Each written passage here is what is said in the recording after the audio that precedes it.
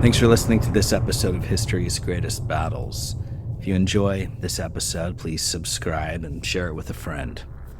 Most time when a major change occurs on the battlefield throughout history, it's something of a tactical nature. Gunpowder, siege works, the rifling of barrels, submarines, air dominance. These tactical changes change the nature of war on the battlefield, but not often do they change the purpose of warfare on the battlefield. Today's battle, and the man who was the genius that brought it about, changed the very nature of Europe's wars. Prior to Breitenfeld, wars in Europe, of course, with some exceptions, were based on blood feuds, or wars of religious faith, and most certainly involved a conscripted class of cannon fodder, farmers, peasants, etc., with the mercenary class that was in it simply for plundering and loot and pay, followed by the power players, the knights, the warrior class in earlier times, that had something to gain and to lose. But it was all based on religion or power family feuding. All of that changed, and the modern era was birthed on the blood-soaked fields we will now experience at the Battle of Breitenfeld. Welcome to History's Greatest Battles, Season 1, Episode 44, The Battle of Breitenfeld, the 17th of September, 1631. Swedish and Saxon forces, 45,000 soldiers. Holy Roman Empire's forces, 36,000 soldiers. Breitenfeld was the moment that announced Sweden's entrance as a dominant force on the European stage. With one decisive stroke, Gustavus Adolphus transformed his northern kingdom from a distant player to a major contender in Europe's ruthless game of empires. His military innovations became a standard practice across Europe. After this battle, no army could afford to ignore the tactics Gustavus had unleashed, and his reforms became the blueprint for modern warfare, forever altering the way battles were fought and won. In the year 1555, the Peace of Augsburg thundered into existence, sealing its iron grip across the Holy Roman Empire, a vast realm stretching from the fractured principalities of Germany to the farthest reaches of Holland, Belgium, Austria, Switzerland, and the lands of the Czechs. The indomitable Hapsburg dynasty, wielding power, had splintered into two fierce branches. One branch ruled the Austrian heartlands, while the other lorded over Spain. The Peace of Augsburg was a calculated gambit, forged to silence the ceaseless roar of religious and political conflict tearing Central Europe apart, especially within the turbulent Germanic principalities, where warlords and priests had battled for souls and thrones. This bold decree handed absolute power to each prince, granting them the divine right to dictate the faith of their province. Catholicism and Lutheranism were enshrined in law, but the rising fire of Calvinism was left in the cold, denied recognition and doomed to fester in the shadows. For a time the peace held, but as the 1600s dawned, the alliances of faith began to transform into instruments of raw power. Politics, ambition, and mistrust poisoned the air.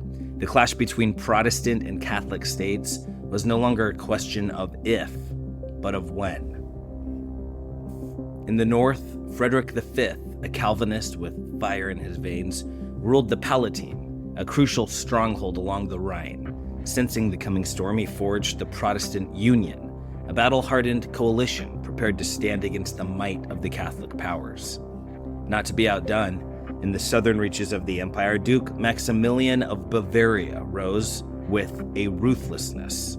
He marshaled the Catholic League into existence, a force as disciplined as it was fanatical, ready to meet Frederick's defiance with his crushing might.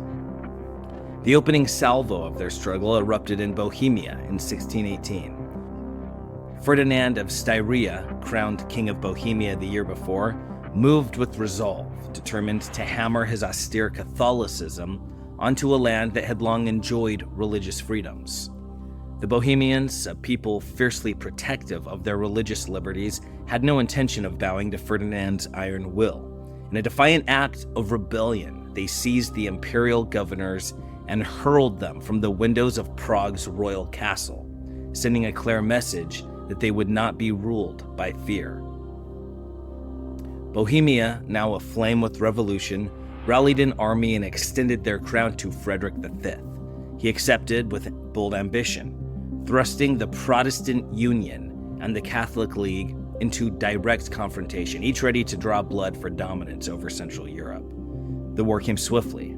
Led by the ruthless and cunning Baron von Tilly, the Catholic forces carved through Frederick's army, crushing them in 1620 and leaving no doubt as to who held power in Bohemia. With Frederick broken, Ferdinand unleashed Catholicism upon Bohemia with unrelenting force. His brutal conquest razed the land, leaving a wake of death and devastation that shattered the Bohemian economy, plunging the region into financial and economic ruin.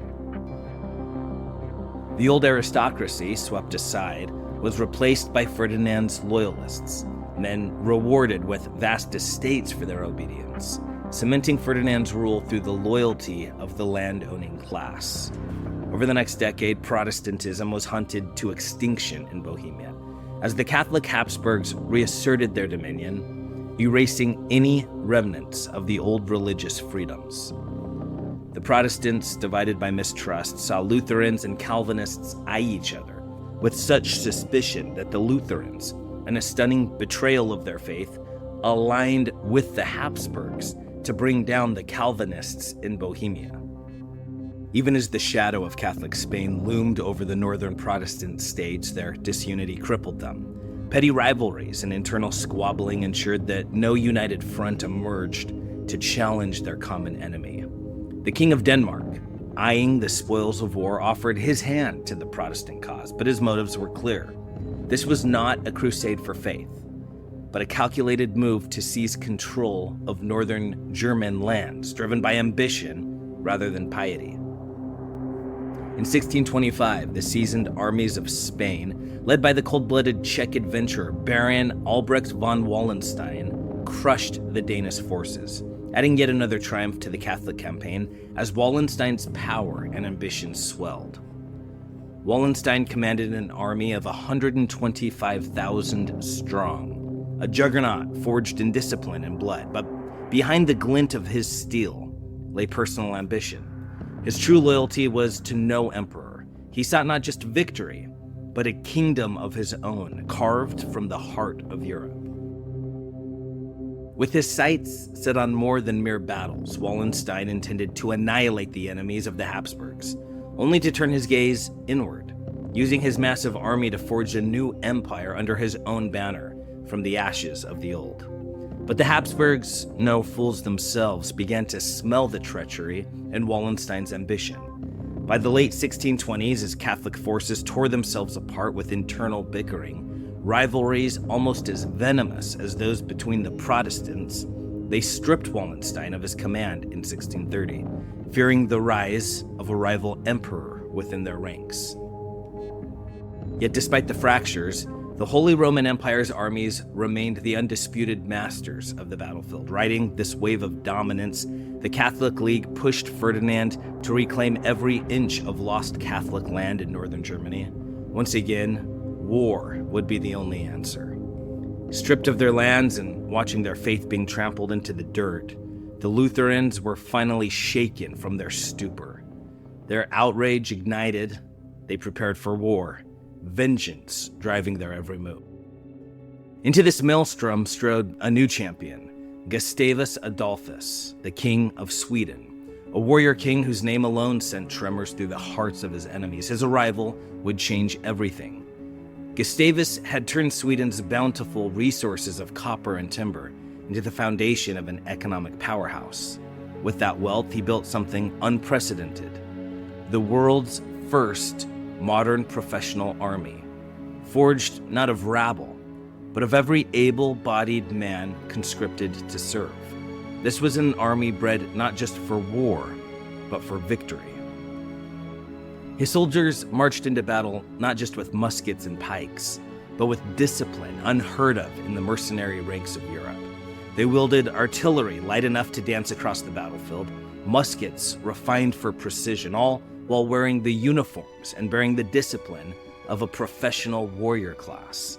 They were paid in coin, not in plunder, and that made all the difference. Between 1611 and 1629, Gustavus unleashed his army upon Europe. Poland, Denmark, and Russia fell in swift succession, each victory cementing Sweden as the unchallenged master of the Baltic, a power that no enemy could afford to ignore. Now, Gustavus sought to safeguard this hard-won dominance from the encroaching Catholic menace. His purpose was clear. No Catholic army would threaten his northern empire without facing his wrath. On May the 20th, 1631, the Protestant city of Magdeburg, perched along the Elbe River like a fortress, finally buckled after enduring a grueling 7-month siege. Its fall would become a symbol of Catholic savagery and Protestant desperation. The imperial forces under Count Tilly, a horde of mercenaries bound by gold more than cause, descended on the city. They tore it apart with reckless abandon, setting fire to its streets, and soon Magdeburg was an inferno. Of its 30,000 souls, 25,000 were reduced to ash or slaughtered in the chaos. The people of Magdeburg had waited for salvation, praying for Gustavus's army to arrive, but their hopes were dashed by the indecision of Johann George, the Elector of Saxony, a man paralyzed by fear, torn between the terror of Tilly's Catholics and the might of Gustavus's Swedes. He couldn't choose which force would spare him, and in his hesitation, he sealed Magdeburg's fate. Refusing to grant Gustavus passage through Saxony, Johann George doomed the city to its fiery end. But once word of Magdeburg's annihilation reached his ears, and with Tilly's victorious army now thundering towards him, the Elector had no choice. On September the 11th, 1631, he threw his lot in with Gustavus, knowing full well that survival lay only in strength. Gustavus wasted not a second. He combined his forces with Saxony's and set his army marching toward Leipzig, a city already crushed under Tilly's relentless advance. With an army swollen to 45,000 men, Gustavus prepared for battle. But among them, only 13,000 were his own Swedish veterans, the steel-hearted core of his force, men he could trust with his life, soldiers who had known nothing but victory under their king's banner. When word reached Tilly of Gustavus's advance, his army was forced to drop their plundered spoils and prepare for battle. The looting of Leipzig had just begun, but the Swedes now demanded their full attention. Tilly mulled over his options. He believed it wiser to hunker down within Leipzig's walls, letting winter tear Gustavus's army apart from the cold and hunger, while his men stayed safe, garrisoned within the city's strong defenses. But Count Pappenheim, Tilly's cavalry commander, was not one to sit behind walls. He thirsted for battle. Unwilling to play the cautious game, he unleashed his cavalry, charging out of the city to scout the Swedes and ready himself for the kill. By the evening of September the 16th, Pappenheim's messenger rode hard into Leipzig, breathless, carrying news of a cavalry clash with the Swedes. Whether this was truth or bluster is lost to history, as Gustavus's own records remain silent on the matter. Yet Tilly rallied his men without hesitation, marching to Pappenheim's call as if drawn by the promise of blood. At 9 a.m. on September the 17th, Gustavus's army thundered down the Düben-Leipzig road, their pace relentless. Before them, Tilly's 36,000 men stood like a wall of iron spread across more than 2 miles. On a commanding hillside, their artillery waited, poised to tear apart anything that dared to approach. Rows of infantry were packed into tight squares of 2,000 pikemen apiece, and cavalry flanked their formation, ready to strike. Gustavus chose not to mirror the cumbersome tercio formations that dominated European battlefields, those massive squares of pikes and muskets that moved like a lumbering beast. Instead, he unleashed the full potential of his smaller, faster units.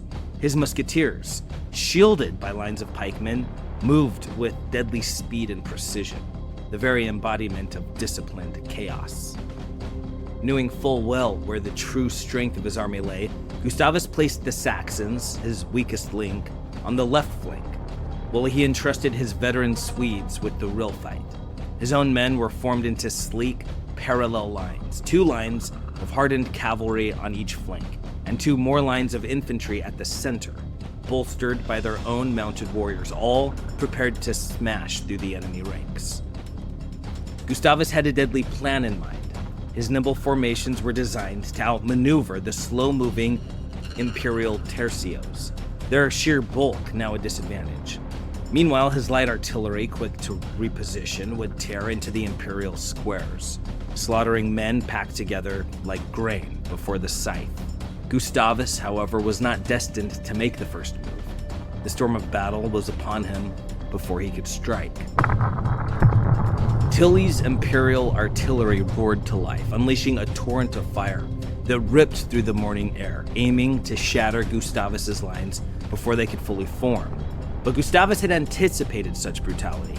His smaller, more flexible formations danced between the cannon blasts, the deadly shot tearing through empty space, leaving his men largely untouched. The Swedish guns responded with cold, efficient fury. Though lighter and fewer, their aim was precise. The Imperial pikemen, standing 10 or 12 ranks deep, with their unwieldy 30-foot pikes, were helpless under the onslaught. Cannonballs tore through their ranks, smashing bone and flesh, ripping their formations apart as blood soaked the battlefield. The brutal exchange of artillery fire raged until midday. Then, unable to wait any longer, Pappenheim, the battle-thirsty warhound, launched his cavalry into a headlong charge from the Imperial left, hungry to outflank Gustavus's right and break the Swedes in one savage sweep. He did so without orders, driven only by his lust for honor in combat. Tilly, seeing the recklessness in Pappenheim's bold charge, could only despair. But as a seasoned commander, he acted swiftly, pushing his massive tercios forward toward the Saxons, the weakest link in Gustavus's army, a fact Tilly knew he could exploit without mercy. The Saxons, true to their faltering reputation, crumbled almost immediately. Their lines barely fired a shot before breaking in terror. Johann George, the Elector of Saxony, fled without shame, spurring his horse for 15 miles without pause. His cavalry, equally dishonorable, stopped only to pillage their own allies' supply wagons, forsaking the battle for greed. By mid-afternoon, it appeared as if Tilly's army, rolling forward like a merciless tide, was on the verge of enveloping the Swedish left flank, poised to crush Gustavus's forces entirely. But Gustavus, forged in the crucible of endless warfare, was far from defeated. Gustavus had already managed to blunt Pappenheim's charge, largely due to Pappenheim's own arrogance. Instead of unleashing the weight of his cavalry to shatter the Swedish lines, Pappenheim employed the caracole, a cumbersome tactic where his cavalry advanced, fired their pistols, and wheeled back to reload. This gave Gustavus all the time he needed to counter. Pappenheim's pistols, woefully short in range, proved utterly ineffective. Gustavus's musketeers, with their longer range weapons, unleashed hell, cutting down Pappenheim's cavalrymen like sheep before the slaughter. The Imperial horsemen fell in droves, their bodies strewn across the field. Then the Swedish artillery, agile and deadly, wheeled into position and unleashed a devastating barrage of grape shot into the ranks of Pappenheim's cavalry. The air filled with shrieks and the sound of tearing flesh, as entire lines were obliterated in moments, the Imperial cavalry collapsing in a storm of blood and of steel. The sheer devastation from the grape shot shattered any remaining cohesion in Pappenheim's ranks. The Swedish cavalry, seizing the moment, charged with sabers drawn, cutting through the disorganized remnants of the Imperial horsemen. While Tilly's infantry seemed poised to overwhelm Gustavus's left, Pappenheim's entire right-wing assault crumbled into chaos. With Pappenheim's cavalry annihilated, Gustavus turned his attention back to the hulking tercios. His smaller brigades and mobile artillery repositioned, and now at close range, the imperial squares were little more than sitting targets. The Swedish cannons opened fire, tearing the tercios apart with horrifying efficiency. While his artillery pinned the tercios in place, Gustavus led his cavalry in a thunderous charge around the imperial left flank. His troops moved with purpose, seizing the initiative and catching Tilly's forces off guard.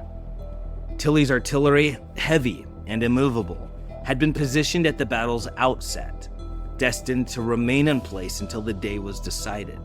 But now those same cannons, which had earlier rained destruction upon the Saxons, found themselves useless, aimed squarely at the ground Tilly's own men now occupied after the Saxons' retreat. Seizing the opportunity, the Swedes captured Tilly's massive guns and turned them against the very tercios they had once defended. Trapped in a deadly crossfire, the imperial pikemen were torn apart from both sides, their squares collapsing under the unrelenting bombardment. By 4 p.m., Tilly's forces were teetering on the edge of ruin. 2 hours later, by 6 p.m., Gustavus stood victorious. His losses were not insignificant, 3,000 men, many claimed by the morning's cannon fire, but his triumph was absolute. The Saxons predictably suffered few losses, their cowardice sparing them the horrors of battle, as they had fled long before the fighting reached its most brutal crescendo. Tilly himself, grievously wounded and humiliated, fled to Leipzig, abandoning the field and leaving behind 7,000 dead, 6,000 captured, and every last piece of artillery. His defeat was total, a crushing blow to imperial hopes. Nursing his wounds and his shattered pride, Tilly spent one bitter night within the walls of Leipzig. But by morning he knew the city could not hold him, and with his forces in disarray he abandoned it, leaving behind only the ruins of his ambitions. The prisoners that fell into Gustavus's hands were mercenaries, men of fortune rather than faith. With little loyalty to the crushed Tilly, they readily swore allegiance to their new master, eager to join the winning side and fight under the banner of Swedish discipline. Gustavus's triumph sent shockwaves through the Protestant world. One by one, Protestant princes who had once wavered in fear or indecision now flocked to his side. His victory had not only shattered Tilly's army, but had laid the foundation for a unified Protestant front, a force that could finally stand against the Catholic juggernaut. The Battle of Breitenfeld, alongside the decisive triumph Gustavus would claim at Lutzen on November the 16th, 1632, shattered the spine of Catholic power. The once unrivaled armies of the Holy Roman Empire were now crippled, their dominance in the field broken by the unstoppable Swedish war machine. The mighty Hapsburgs, masters of Europe for so long, never regained their foothold. The momentum slipped from their grasp, and when France, sensing an opportunity to strike at the weakened empire, threw its weight into the conflict, the fighting shifted westward, dragging the war into a new phase where Catholic unity crumbled further. But even as new forces entered the fray, the German states lay in ruins. War had ravaged the land beyond repair. The devastation was so complete that it would take generations, decades, even centuries, for the shattered remains of these once proud territories to recover, not only in body and wealth, but in spirit. The victory at Breitenfeld crowned Gustavus as the Lion of the North, his roar now heard across Europe. But more than a triumph of arms, it marked the dawn of a new era in warfare. Gustavus's battlefield genius, honed from the teachings of Dutch master Maurice of Nassau, transformed how battles would be fought and how armies would be shaped. The old tercio, the favored formation of Europe's armies, was a relic, a throwback to the phalanxes of ancient Greece and Macedonia. These massive squares of pikemen were like iron fortresses, crushing anything in their path. Musketeers clung to the corners, guarding against distant threats, but they lacked the speed and the fluidity that modern warfare now demanded. Gustavus shattered this archaic system. He introduced smaller, more agile brigades, a revolutionary concept that now etched its name in history. With greater reliance on firepower, he turned the lumbering tercios into nothing more than slow-moving targets, great beasts felled by the precision and the speed of his modern tactics. Gustavus didn't stop at just reorganizing infantry. He revolutionized artillery. Lighter, mass-produced cannons now became a weapon of the battlefield, not merely a tool for sieges. His artillery moved with his men, unleashing death in motion, turning every engagement into a firestorm of precision strikes. In the end, it was Gustavus's mastery of mobile firepower that would obliterate the age of mass formations. After the smoke of the 30 Years' War cleared, the world had changed. Armies of the future would no longer march in massive blocks. They would move with the speed and the ferocity that Gustavus had shown at Breitenfeld. But Gustavus's genius extended beyond the battlefield itself. He introduced professionalism to warfare on a scale unseen before. Until then, armies had been little more than rabble, mercenaries fighting for gold, peasants pressed into service, desperate men who fought for the chance to loot. There was no loyalty, there was no pride, only survival. Gustavus changed that forever. His army was not a band of mercenaries, but a nation in arms. The Swedes fought for their king, their country, and for each other. Nationalism, forged in the fires of Swedish unity, became their strength, a force far more powerful than the lure of plunder. Under Gustavus, soldiers became professionals, not marauders. He instituted regular pay, outfitted his men in uniforms, and forged standing units built on discipline and rigorous training. This was the birth of the modern army, an organized, relentless machine of war built to endure and outlast. Breitenfeld wasn't just a battle. It was the beginning of a new age. The 30 Years' War reshaped more than just military tactics. It tore apart the old world of religious and political order, heralding the rise of modernity in every sphere. The costs of equipping vast numbers of soldiers with firearms and deploying precision artillery were staggering. Only national governments with their resources and centralized power could afford the price of this new war machine. As nations armed themselves, war shifted from being a clash of faith or morality. It became a tool of statecraft, a cold and calculated extension of political will, where leaders wielded armies as instruments of dominance, not of divine purpose. And from that moment on, the world witnessed the rise of the standing army, an unstoppable force of professional soldiers who fought not for coin but for country. The age of mercenary warfare had been cast into the shadows, never to return.